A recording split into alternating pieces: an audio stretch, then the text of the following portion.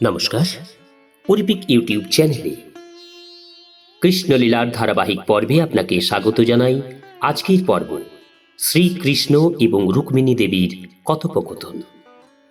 চ্যানেলে যারা নতুন তাদের অনুরোধ জানাবো চ্যানেলটি সাবস্ক্রাইব করে কৃষ্ণলীলার ধারাবাহিক পর্বগুলি শ্রবণ করুন। আসুন আজকের পর্ব শুরু করি। রুক্মিণী দেবী শ্রীকৃষ্ণকে বলছেন, হে প্রভু, তুমি নিজেকে নিষ্কিঞ্চন বলে বর্ণনা করেছ।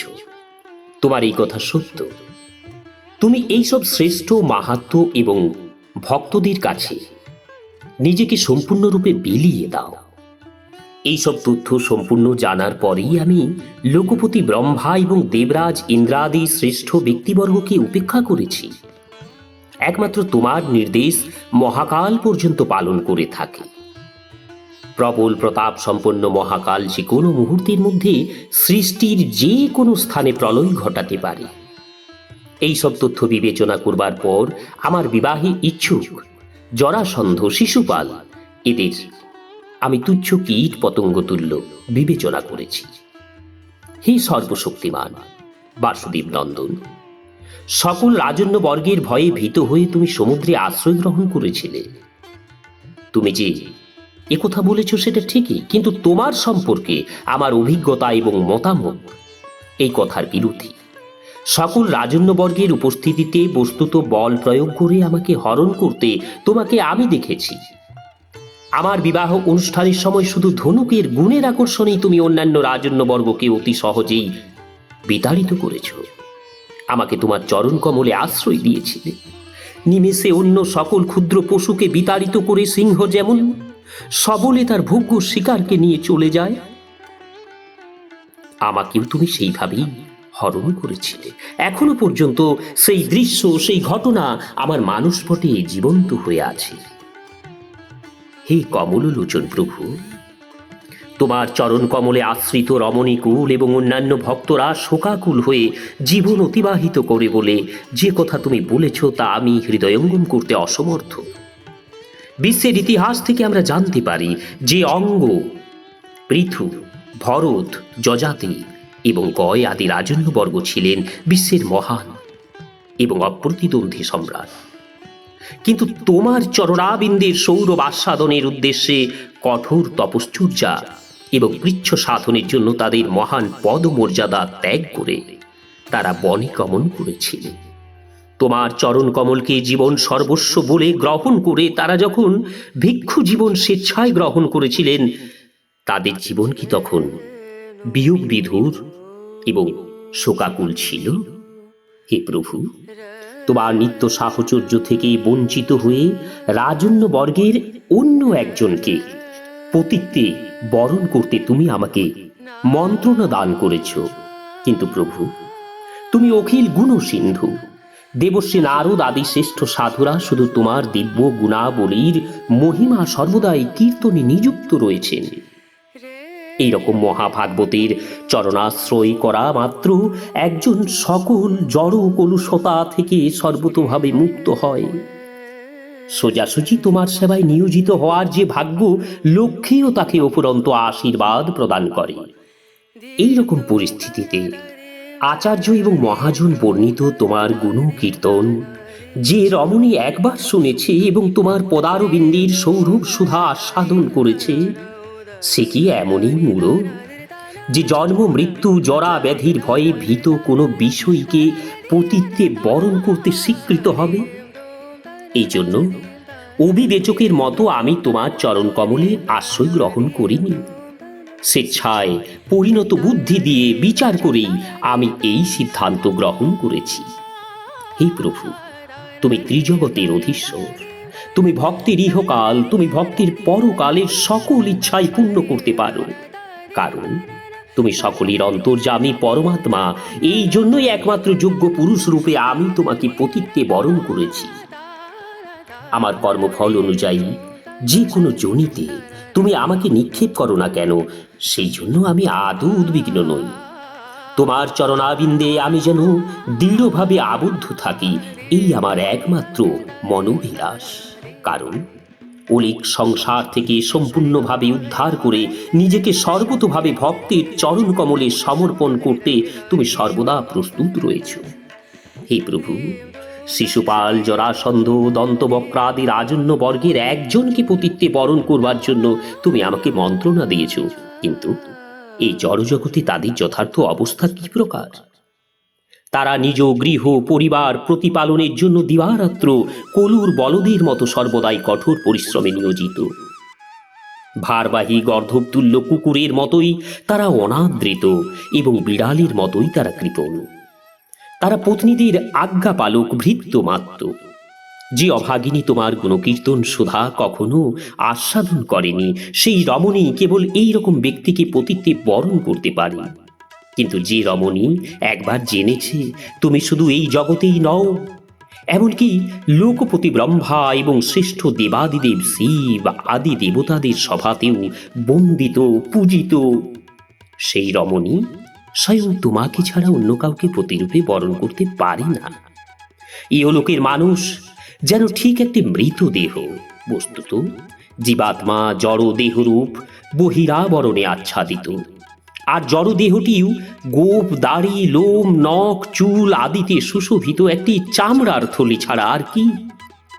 এই সুবিন্যস্ত থলিটি মল, মূত্র, কফ, পিত্ত, দূষিত বায়ুতে সর্বদা মিশ্রিত, হাড়, মাংস, রক্ততে পরিপূর্ণ, যা বিভিন্ন কীট এবং রোগ জীবাণুর ভোগ্য উপকরণ। মূর্খ রমণীরাই কেবল এইরকম মৃতদেহকে তার প্রতিরূপে গ্রহণ করে। এইভাবে অজ্ঞানে বিমোহিত হয়ে তাকে নিত্য সহচর রূপে গ্রহণ করে এবং অজ্ঞানে বিমোহিত হয়ে তাকে নিত্য সহচর রূপে ভালোবাসে, কারণ সে কখনো তোমার চরণ কমল সুধাপানের চিন্ময় আনন্দ আস্বাদন করেনি। হে প্রিয়তম, হে কমললোচন, তুমি আত্মারাম। আমি না গুণবতী না রূপবতী, তাতে তুমি আগ্রহী নও। তুমি এই বিষয়ে কোনো গুরুত্বই আরোপ করো না। তাই আমার প্রতি তোমার নিষ্পৃহ ভাব আদৌ আশ্চর্যজনক নয়। এই লক্ষণেই বস্তুত স্বাভাবিক। পরমা সুন্দরী মহীয়সী হলেও কোনো রমণীতেই তুমি আসক্ত চিত্ত নও। আমার প্রতি তোমার রাগ থাক বা না থাক, তোমার চরণ কমল সেথায় আমার মন এবং হৃদয় সর্বদাই যেন নিযুক্ত থাকে। প্রকৃতির রজগুণ তোমারই দৃষ্টি, তাই যখন তুমি প্রেম নেত্রে আমার প্রতি দৃষ্টিপাত করো, সেই মুহূর্তটিকে আমি জীবনের পরম কৃপা রূপে গ্রহণ করি। শুধু এইরকম পবিত্র মুহূর্তেরই আমি অভিলাষী। শ্রীকৃষ্ণের প্রতি রুক্মিণীর অভিমান ভরা ক্রোধ জাগ্রত করবার উদ্দেশ্যে যেসব কথা বলা হয়েছিল, তার প্রতিটি কথার উত্তরে রুক্মিণী দেবী বিশ্লেষণ শোনার পর শ্রীকৃষ্ণ রুক্মিণী দেবীকে গভীর অনুরাগ ভরে বললেন, সাথী, এই সকল কথা শোনার জন্যই তোমার সঙ্গে পরিহাস ছলে এই কথাগুলি আমি বলেছিলাম, যাতে তুমি আমার প্রকৃত বক্তব্য থেকে বঞ্চিত হও। আমার প্রতিটি কথার তুমি যে অপূর্ব অনবদ্য বিশ্লেষণ করেছ, তা সবই সত্য বলে অনুমোদন করছি। হে সুন্দরী শিরোমণি, তুমি আমার পত্নীদের মধ্যে সবচেয়ে প্রিয়তমা। আমার প্রতি তোমার গভীর অনুরাগ হৃদয়ঙ্গম করে আমি অতীব তুষ্ট হয়েছি। হে কল্যাণ, যে ইচ্ছা যে অভিলাষ তোমার থাক না, যাই তুমি আমার কাছে আশা করো না, তুমি নিশ্চিত থাকতে পারো যে আমি সর্বদাই তোমার সেবা করবার জন্য প্রস্তুত আছি। বস্তুত আমার ভক্ত, প্রিয় সখা এবং সেবকরা সর্বদাই জড় কলুষ মুক্ত, এমনকি তারা আমার কাছে মুক্তিও কামনা করে না। আমার সেবা ছাড়া তারা কখনো কিছুই আমার কাছে কামনা করে না। আমার সম্পূর্ণ শরণাগত হওয়ায় ভক্তরা জড় জাগতিক কামনা বাসনা থেকে মুক্ত। তাদের যে অভিলাষ তা জড়জাগতিক বন্ধনের পরিবর্তে ভব বন্ধন মোচনের কারণ হয়। হে সার্থী, হে প্রিয়তমা, আমি তোমার পতি প্রেম এবং পতিব্রতা পরীক্ষা করেছি মাত্র। তুমি এই পরীক্ষায় সবচেয়ে সাফল্যজনকভাবে উত্তীর্ণ হয়েছ। আমি তোমাকে উদ্দেশ্যমূলকভাবে উত্তেজিত এবং ক্রুদ্ধ করবার চেষ্টা করেছি, তাই আমি তোমাকে কঠোরভাবে বহু প্রকার বাক্য বলেছি যা তোমার প্রতি প্রযোজ্য নয়। কিন্তু তাতে আমি বিস্মিত হয়েছি, কেননা তবুও আমার প্রতি তোমার অবিচলিত অনুরাগ বিন্দুমাত্র হ্রাস পায়নি। হে কল্যাণী, আমি ভববন্ধন মোচন পর্যন্ত সকল প্রকার বর প্রদান করি, একমাত্র আমি জীবগুলির জন্ম মৃত্যু রোধ করি। আমি একমাত্র জীবের নির্জালয় ভগবদ্ধামে স্বাগত জানাই। যার ভক্তি জড় অভিলাষপূর্ণ, জড় জাগতিক সুযোগ সুবিধা লাভের উদ্দেশ্যে সে আমার উপাসনা করে, জড় জাগতিক চরম মৈথুন সুখময় জীবন যাপনের উদ্দেশ্যে সে আমার উপাসক হতে চায়, এই জড় ভোগ সুখের জন্য যে কঠোর তপশ্চর্যা এবং কৃচ্ছ সাধন করে, সে নিঃসন্দেহে আমার জড় মায়া মোহে আচ্ছন্ন। শুধু জড়জাগতিক সুযোগ সুবিধা লাভ বা ইন্দ্রিয় তোষণের উদ্দেশ্যে আমার সেবায় নিযুক্ত হয়, সে নিশ্চয়ই মূঢ়। মৈথুন জীবন আধারিত জড় সুখ, শূকর কুকুরাদি জঘন্যতম জনিতেও তো উপভোগ করা যায়। এই তুচ্ছ চপল সুখের জন্য আমার শরণাগত হওয়া উচিত নয়, কারণ নরকগামীরাও এই সুযোগ লাভ করে। তাই যারা আমাকে কামনা করে না, শুধু জড় ভোগ কামনা করে, তাদের নারকীয় অবস্থায় থাকাই শ্রেয়। জড়জাগতিক কলুষতার প্রভাব এত শক্তিশালী যে ভোগ সুখের জন্য সকলেই দিনরাত কঠোর পরিশ্রম করছে। বিজ্ঞান, রাজনীতি, জনকল্যাণ, মানবহিতৈষী কর্ম, কৃচ্ছ সাধন, তপশ্চর্যা এবং ধর্ম সাধনের প্রদর্শন, এসবের লক্ষ্য এবং উদ্দেশ্য হচ্ছে কিছু জড়জাগতিক সুযোগ সুবিধা লাভ করা। এই সুবিধা লাভের আশু সাফল্য অর্জনের উদ্দেশ্যে বিষয়ীরা সাধারণত বিভিন্ন দেবদেবীর উপাসনা করে থাকে এবং জড় প্রবৃত্তির তাড়নায় তারা কখনো কখনো ভগবত সেবা গ্রহণ করে, কখনো কখনো ঐকান্তিকভাবে ভগবত অনুশীলনকারীর জড় ভোগ বাসনা থাকলেও ভগবান কৃপা পরবশ হয়ে তার ওই বাসনা দূর করে দেন। জড় সুখের আশ্রয়ের অভাবে ভগবত অনুশীলনকারী তখন শুদ্ধ কৃষ্ণ ভক্তি অনুশীলনে স্বয়ং সম্পূর্ণভাবে নিয়োজিত হয়। ভগবান শ্রীকৃষ্ণ আরো বললেন, হে আমার মহিষী শ্রেষ্ঠা, আমি স্পষ্ট উপলব্ধি করেছি যে তুমি জড় কামনা বাসনাহীন, তুমি নিষ্কাম। তোমার একমাত্র লক্ষ্য আমার সেবা করা। দীর্ঘকাল ধরে তুমি আমার অনন্য সেবায় নিয়োজিত আছো। আদর্শ এবং অনন্য ভগবত ভক্তিতে শুধু যে ভববন্ধন মোচনই হয় তাই নয়, অনন্তকাল আমার সেবার উদ্দেশ্যে ভগবত ধামেরও উন্নীত হওয়া যায়। জড় ভোগ সুখে আসক্ত ব্যক্তি এই রকম ভগবত সেবা করতে সক্ষম হয় না। বিষয় বাসনায় পূর্ণ কলুষিত চিত্ত নারীরা প্রকাশ্যে শুদ্ধ ভক্তি অনুশীলনে ভান করলেও ইন্দ্রিয় ভোগের বিভিন্ন উপায় উদ্ভাবন করে। হে প্রিয়, হে গৃহকর্ত্রী, আমার হাজার হাজার পত্নী রয়েছে, কিন্তু তোমার মতো কেউ আমার প্রতি এত অনুরাগ প্রকাশ করে না। তোমার এই অসাধারণ পদমর্যাদায় কার্যকর প্রমাণ এই যে পূর্বে আমাকে না দেখলেও তুমি আমাকে পতিত্বে বরণ করেছ। তুমি তৃতীয় এক ব্যক্তির কাছে আমার সম্বন্ধে শুনেছ মাত্র, তবু আমার প্রতি তোমার ঐকান্তিক ভালোবাসা এবং নিষ্ঠা এতই দিল যে বহু ধনবান, বহু গুণী এবং সুন্দর রাজন্যবর্গের উপস্থিতির মধ্যে একমাত্র আমাকে লাভ করবার জন্যই তুমি অবিচল ছিলে। তাদের একজনকেও তুমি পতিত্বে বরণ করো। উপস্থিত সকল রাজন্যবর্গকে উপেক্ষা করে তোমাকে হরণ করবার জন্য এক গোপন পত্রে তুমি বিনম্রভাবে আমাকে আমন্ত্রণ জানিয়েছিলে। তোমার অগ্রজ রুক্মী তোমাকে হরণের সময় প্রবল বাধা দিয়ে আমার সঙ্গে সংগ্রাম করেছিল। এই যুদ্ধে রুক্মীকে পরাজিত করে আমি নির্দয়ভাবে তার দেহের বিকৃতি সাধন করি। অনিরুদ্ধের বিবাহ অনুষ্ঠান যখন আমরা অক্ষ ক্রীড়ায় রত ছিলাম, তখনও তোমার ভ্রাতার সঙ্গে এক বিতর্কমূলক বিষয় নিয়ে আমাদের সংঘাত হয়। আমার অগ্রজ বলরাম অবশেষে তাকে বধ করে। এই ঘটনায় তোমাকে একটি প্রতিবাদ বাক্য পর্যন্ত উচ্চারণ করতে না দেখে আমি আশ্চর্য হয়ে গিয়েছিলাম। তাছাড়া আমার থেকে বিচ্ছিন্ন হওয়ার সম্ভাবনায় গভীর উদ্বেগে একটি কথাও না বলে তুমি এই দুঃসহ বেদনাময় পরিস্থিতি সহ্য করেছ। হে প্রিয়, তোমার এই নীরব সহনশীলতার দ্বারা তুমি আমাকে চিরকালের জন্য ক্রয় করেছ। আমি এখন চিরতরে তোমার অধীন হয়ে পড়েছি।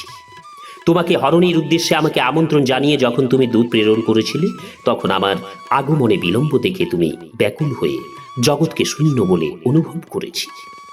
সেই সময় তোমার অনিন্দ সুন্দর দেহ আমার স্পর্শের যোগ্য নয় বিবেচনা করেও, আমার অনুপস্থিতির কথা চিন্তা করে চিরই তুমি এই দেহ ত্যাগ করতে মনস্থ করেছি। হে রুক্মিণী, আমার প্রতি তোমার এই মহান সুগভীর অনুরাগের কথা চিরকাল আমার হৃদয়ে বিরাজিত থাকবে। তোমার এই অনন্য ভক্তির প্রতিদান করা আমার সাধ্যের অতীত। কারো পিতা, পুত্র বা পতি হওয়া নিশ্চয়ই পরমেশ্বর ভগবান শ্রীকৃষ্ণের কাজ নয়, কারণ তিনি সর্বময় মালিক, তিনি সকলের নিয়ামক। তুষ্ট হওয়ার জন্য শ্রীকৃষ্ণ কারো সাহায্য চান না। শ্রীকৃষ্ণ হচ্ছেন আত্মারাম, কারো সাহায্য ছাড়া তিনি আত্মাতেই আনন্দ লাভ করেন। নরলীলা অনুষ্ঠানের জন্য যখন শ্রীকৃষ্ণ জগতে অবতরণ করেন, তখন তিনি আদর্শ পতি, পুত্র, সখা বা শত্রুর ভূমিকা গ্রহণ করেন। যখন তিনি রানীদের, বিশেষত রুক্মিণী দেবীর আদর্শ পতির ভূমিকায় লীলাবিলাস করেছিলেন, তখন তিনি পূর্ণরূপে আদর্শ দাম্পত্য প্রেম উপভোগ করেছিলেন। বৈদিক শাস্ত্রবিধি অনুসারে বহু বিবাহ প্রথা অনুমোদিত হলেও কোনো পত্নীর প্রতি দুর্ব্যবহার করা চলে না। পক্ষান্তরে সকল পত্নীকে সমভাবে তুষ্ট করতে সমর্থ আদর্শ পতি শুধু বহুদার গ্রহণ করতে পারে, নয়তো এই ব্যবস্থার অনুমোদন নেই। ভগবান শ্রীকৃষ্ণ হচ্ছেন জগৎগুরু, তাই যদিও তার কোনো পত্নীর এই প্রয়োজন নেই, তবুও তার যতজন পত্নী ছিল, নিজেকে তত সংখ্যায় প্রকাশ করে তিনি আদর্শ পতিরূপে বৈদিক অনুশাসন এবং সমাজবিধি নিষেধ অনুযায়ী সদাচারপূর্ণ বৈধ গৃহস্থ জীবন যাপন করেছিলেন।